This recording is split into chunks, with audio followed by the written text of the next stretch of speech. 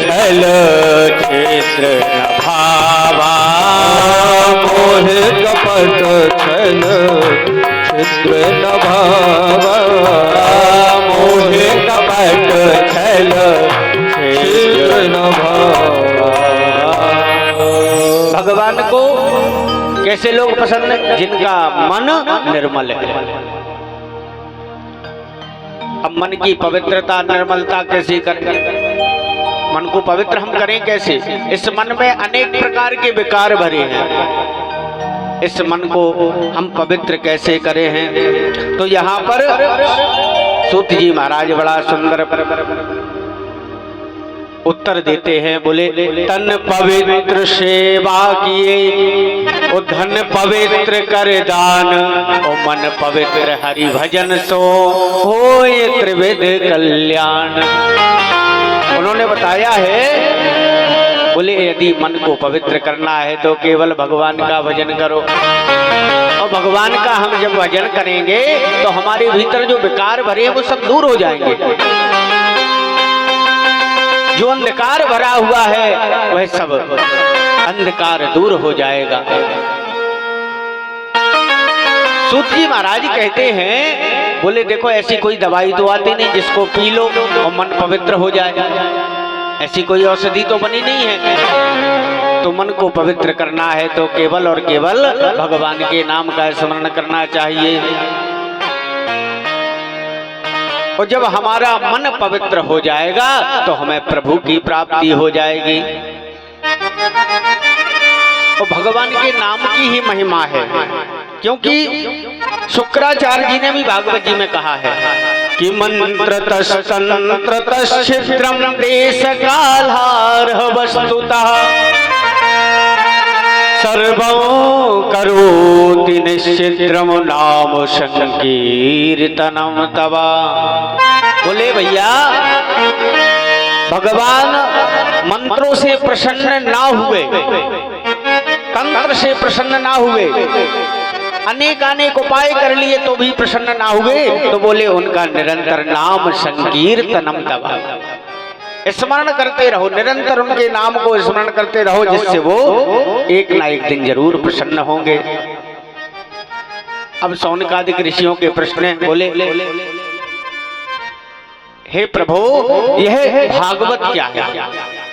सब कहते भागवत सुनो, भागवत सुनो, भागवत है क्या? सूत जी महाराज ने कहा, बड़ा सुंदर जवाब दिया। बोले भगवतः प्रोक्तमिति भागवतम, जहां भगवान का साक्षात स्वरूप विराजमान है भागवत में, वही भागवत है।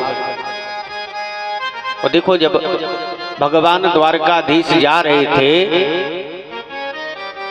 इस धराधाम से, तो भगवान के हृदय से दिव्य ज्योति निकली और श्रीमद् भागवत में समाहित हो गई। इसलिए कहते हैं भगवतः प्रोक्तमिति भागवतम, भगवान साक्षात भागवत में विराजमान है। प्रत्येक शब्द भगवान के द्वारा गायन किए हुए हैं, और यह भागवत कोई मामूली ग्रंथ नहीं है। वेदोपनिषदाम सारा जाताम भागवती कथा, वेदों का, उपनिषदों का,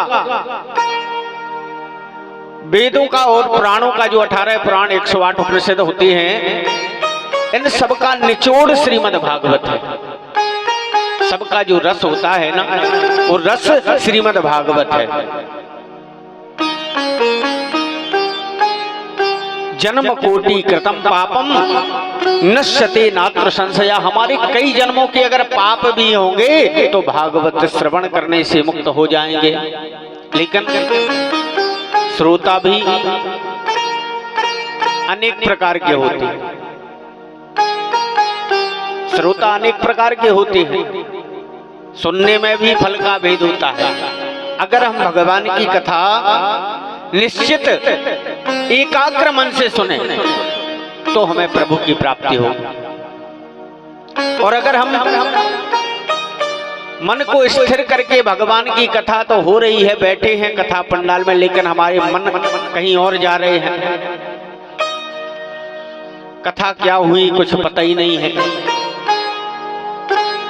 तो जब तक हमें भगवान की कथा का आनंद हमें हृदय तक नहीं होगा, भीतर तक नहीं होगा, कथा में आए हैं और कथा में बैठे हो, उस कथा को सुनने से हमारा भीतर का जो हृदय मन है वह मन सांत्वना को प्राप्त नहीं हुआ, तब तक हमें उस कथा का फल नहीं मिलेगा।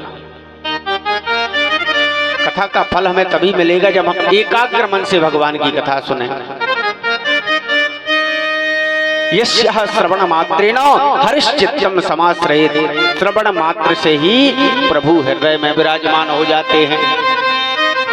देखो कहते हैं ना कि हरि व्यापक सर्वत्र समान, भगवान हर जगह समाये हुए हैं, बस हमारी देखने की दृष्टि है। हम जिस भाव से देखेंगे संसार उसी भाव से तो दिखेगा। हम यदि प्रभु को प्रत्येक जीव में देखेंगे, सिया राम मैं सब जग जानी करहूं प्रणाम जोरी जुग पानी। ये संसार किसने बनाया? परमात्मा ने। तो हम सब प्रभु के अंश हुए कि नहीं हुए? हम सबको देखेंगे, सब में प्रभु हैं, तो हमें सब जगह प्रभु ही प्रभु दिखाई देंगे।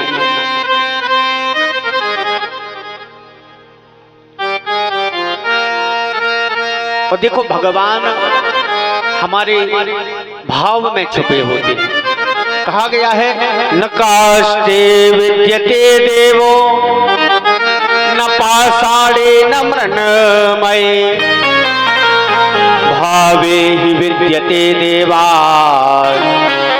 तस्माद् भावो ही कारणमो।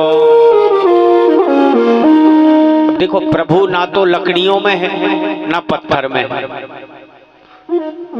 अगर हमारे भाव नहीं है तो ना लकड़ी के भीतर भगवान है और ना पत्थर में है। और जब हमारे भीतर भाव आ गया तो ये पत्थर भी प्रभु की मूरत है। इस लकड़ी में भी हमारे परमात्मा का प्रादुर्भाव हुआ है। हमारे ठाकुर जी का श्री विग्रह इस लकड़ी में भी हमें प्रदान हो रहा है।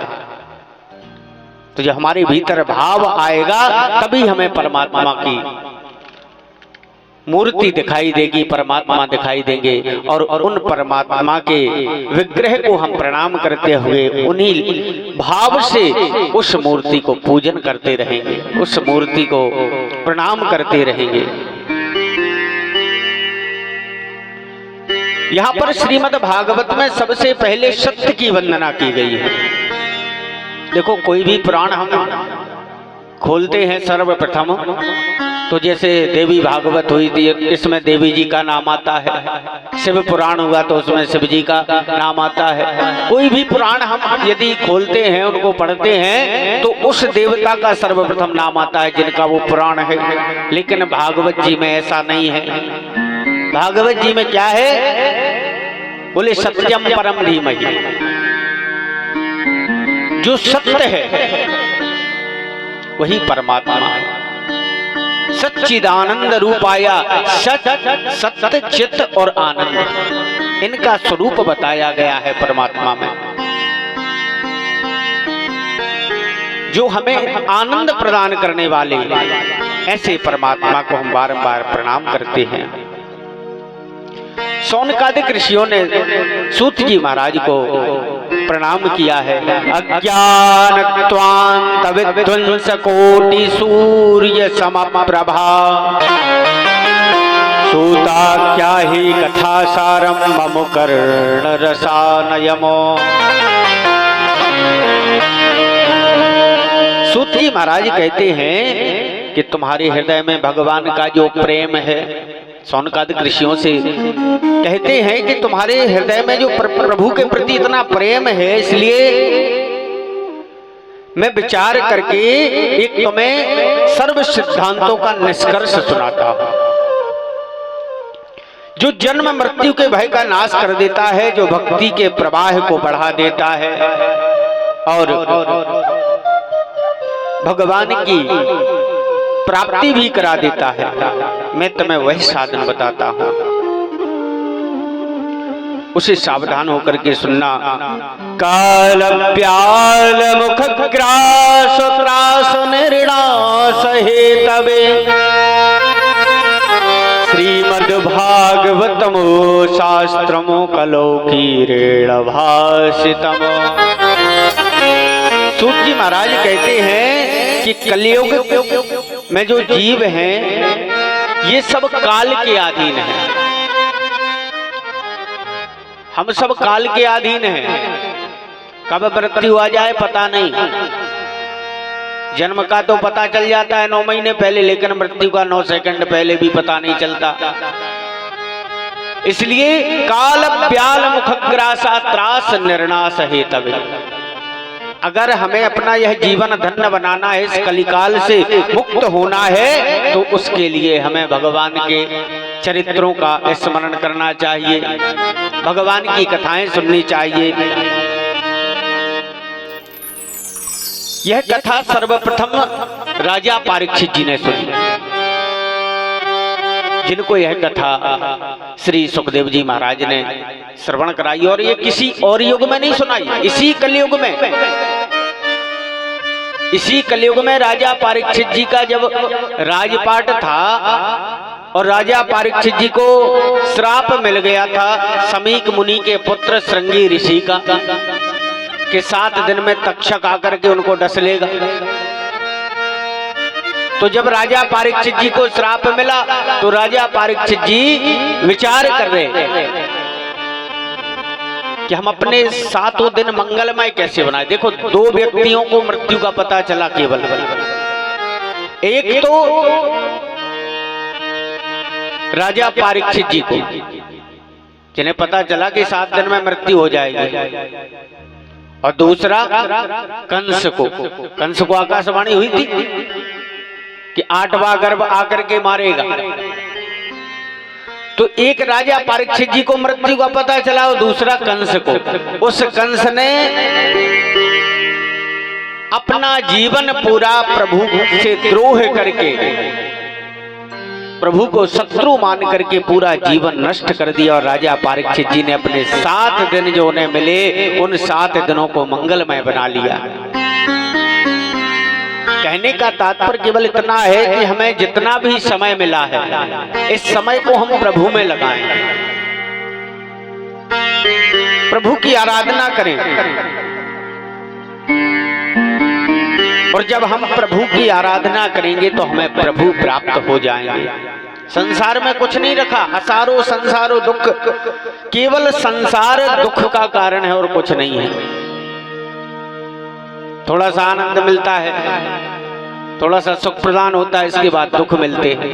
तो ये संसार केवल दुखों का सागर है। इस संसार में यदि हम आए हैं तो केवल और केवल हमें दुख मिलेंगे। और यदि हम चाहते हैं कि पुनरपि जननम पुनरपि मरणम पुनरपि जननी जठरे शयनम, अगर हम चाहते हैं कि हमें बार बार भगवान इस संसार में ना ढकेलें, बार बार हमें गर्भ में ना आना पड़े, बार बार संसार में ना आना पड़े, बार बार मृत्यु ना होनी पड़े, तो इसके लिए एक ही उपाय है कि हम भगवान की आराधना करें, भगवान की भक्ति करें, भगवान की कथाएं सुने, भगवान के चरित्र गाएं। इसके लिए केवल एक ही कारण है, एक ही उपाय है, और दूसरा उपाय कोई और नहीं है।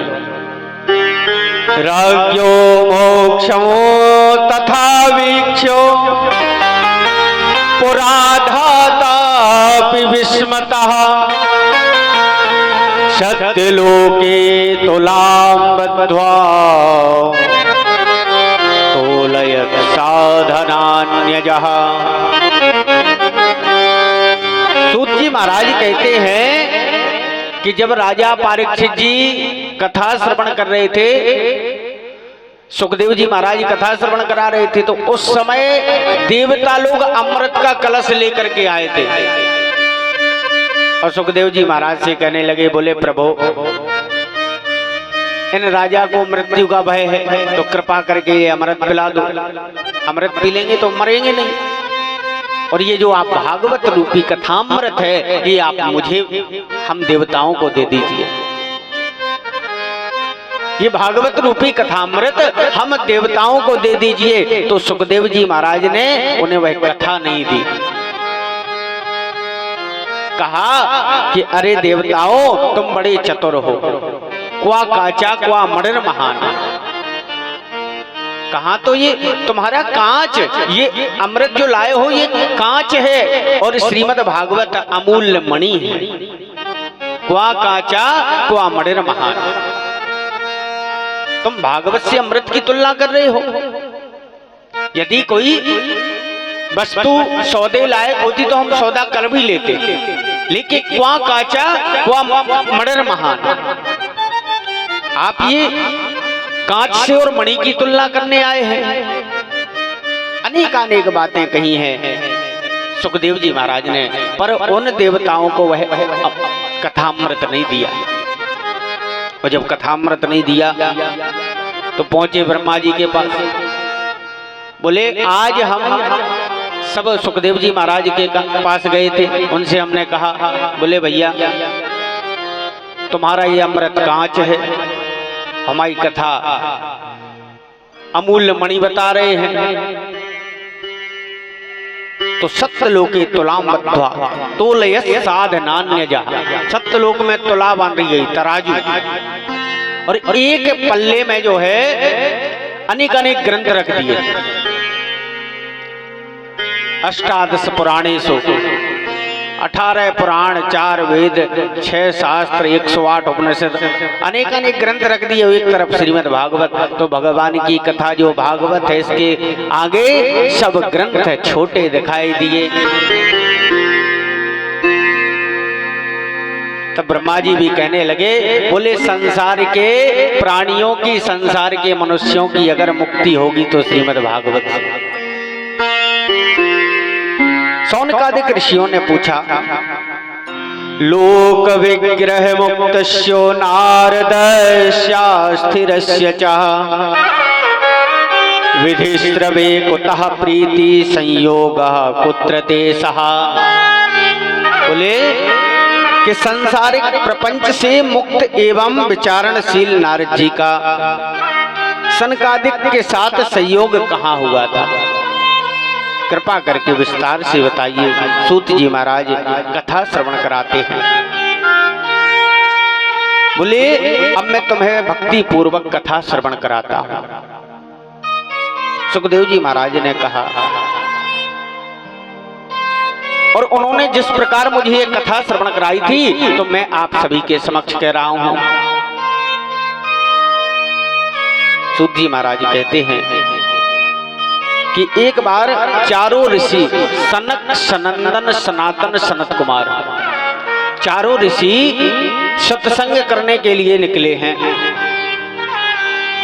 एकदा हि विशालायां चत्वारा ऋषयो मलः सत्संगार्थं समायातो ददृशोस्तत्र नारदम्।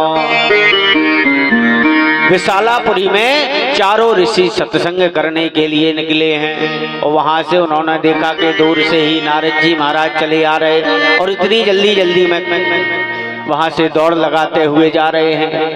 अब नारद जी का मुख मलिन है, उदास मुख है, ऐसे लग रहे हैं नारद जी महाराज कि मानो उनका किसी ने धन चुरा लिया हो। अब नारद जी तो देव ऋषि हैं, ऋषि मुनि हैं, संत हैं। अब संत के पास तो धन भी नहीं है कि कोई चुरा ले।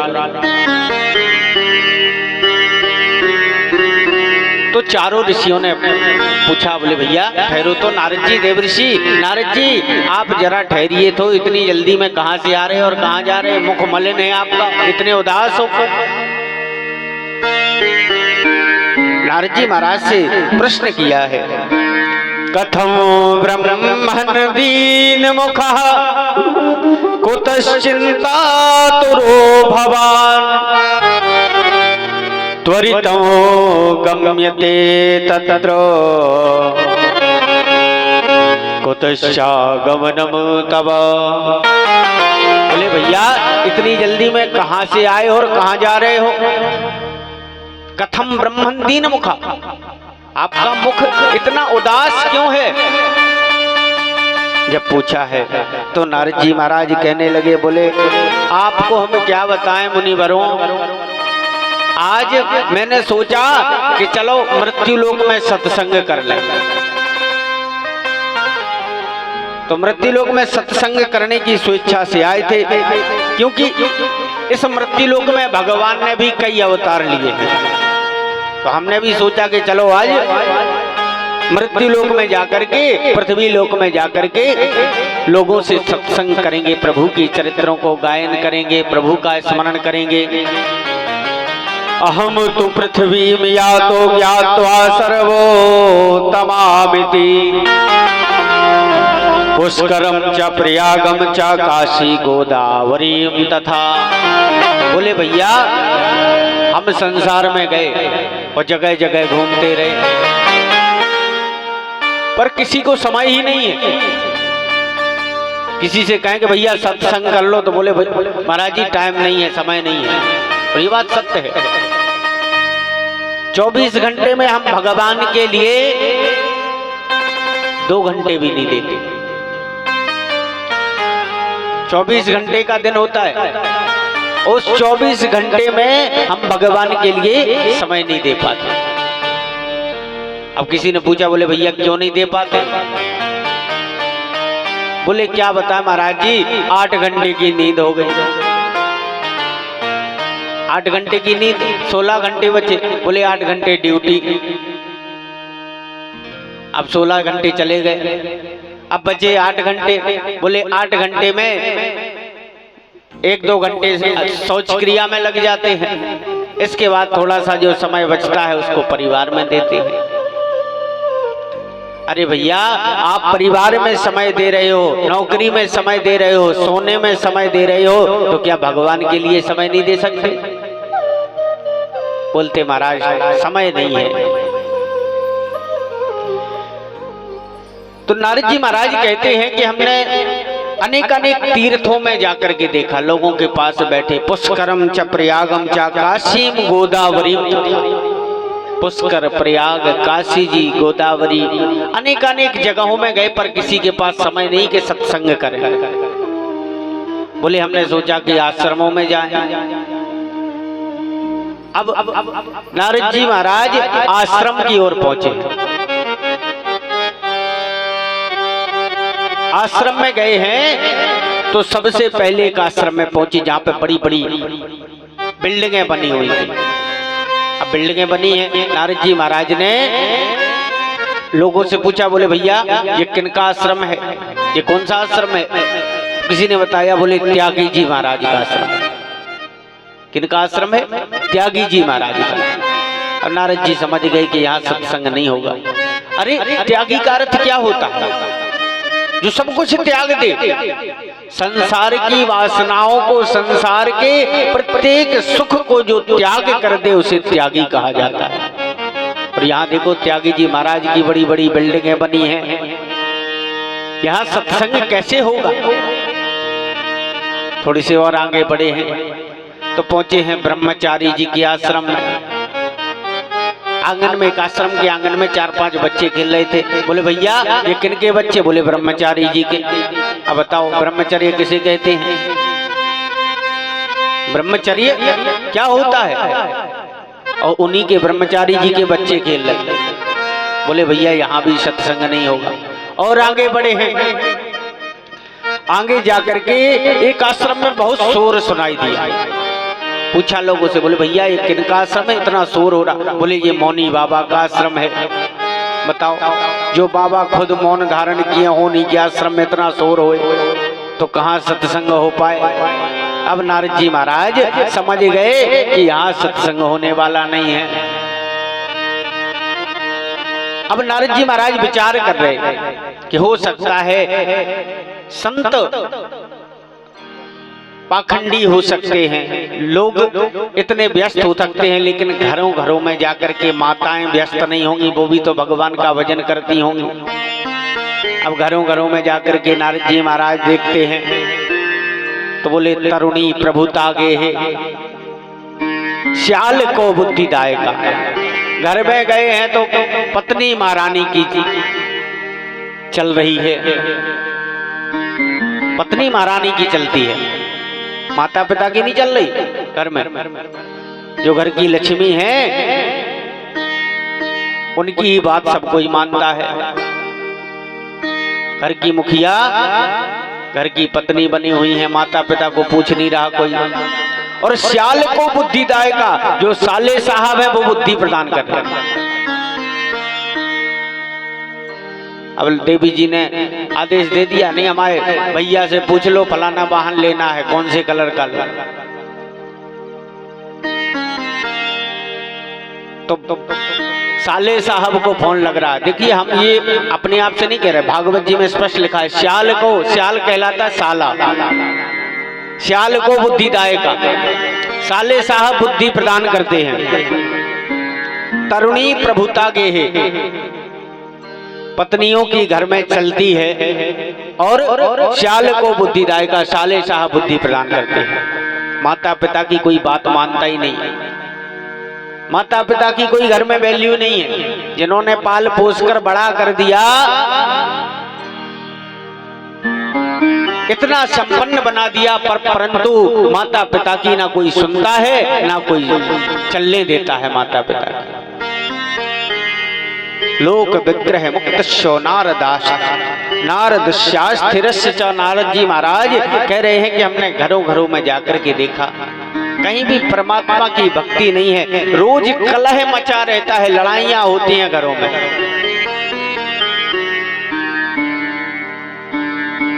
सत्यम नास्ति तपः शौचम दया दानम न विद्यते। ना कहीं सत्य है, ना तप है, ना सोच है। सोच होता है बाहर भीतर की पवित्रता, हमारे भीतर पवित्रता नहीं है, बाहर पवित्रता नहीं है, तप नहीं है, दया नहीं है, दान नहीं है। जब ये कुछ नहीं है तो हमें भगवान कैसे प्राप्त हो सकते हैं। और देखो कलयुग में जो धर्म है उसके 4 पैर हैं। धर्म जो बैल का रूप बना करके, जिनको राजा परीक्षित जी ने देखा था कलयुग पीट रहा था, तो उसके 3 पैर टूट गए थे। 3 पैर कौन कौन से हैं? एक सत्य, दूसरा तप, तीसरा दया। ये तीनों टूट गए हैं। और जिस दिन कलयुग में दान चला जाएगा उस दिन ये संसार भी नष्ट हो जाएगा। केवल दान बचा है, उसी दान के प्रताप से ये संसार चल रहा है। सत्य तो विलुप्त हो गया।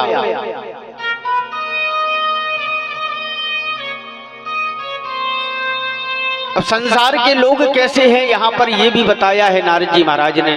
मंदाः सुमंदमतयो मंदभाग्याहुपद्रुतः